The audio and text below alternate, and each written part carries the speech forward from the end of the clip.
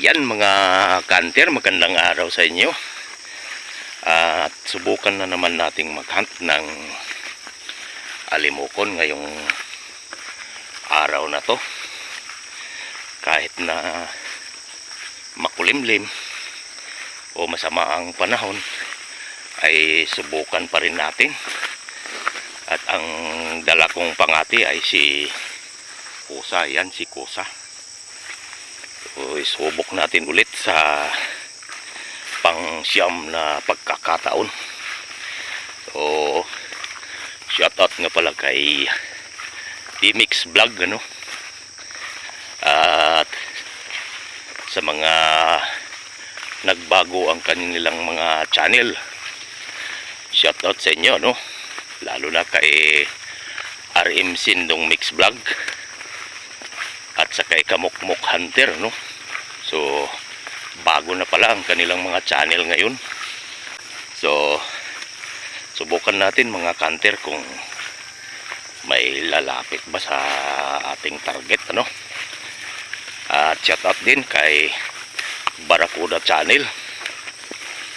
Dahil matagal nang hindi nakapag-upload ng video sa YouTube, ano? At lalo na kay Puyaglin TV. Shoutout din sa iyo, bye. At medyo malayo pa yung ating lalakarin papunta doon sa ating target.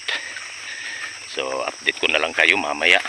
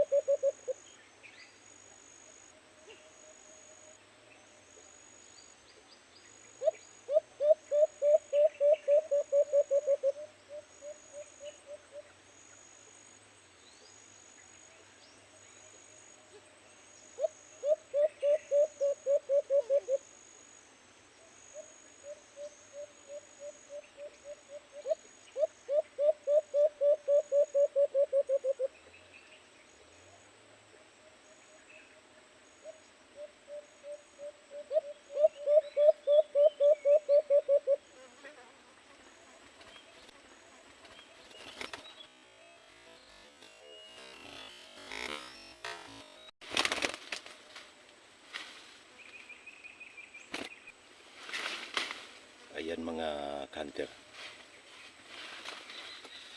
So, nakadali tayo ng isa, no?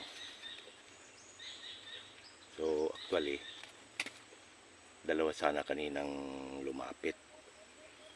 Pero, yung unang lumapit dito sa kabila, hindi dumapo sa pulot. Itong pinakahuli na lumapit ay ito pa yung unang dumapo sa ating pulot, ano?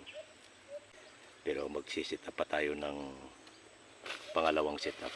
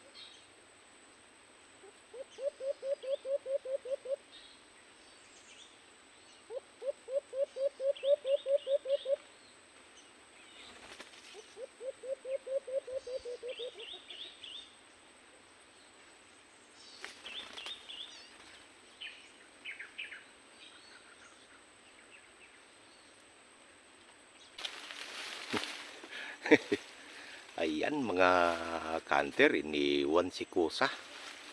So, napakawais kasi yung alpas na yun at sobrang wais niya.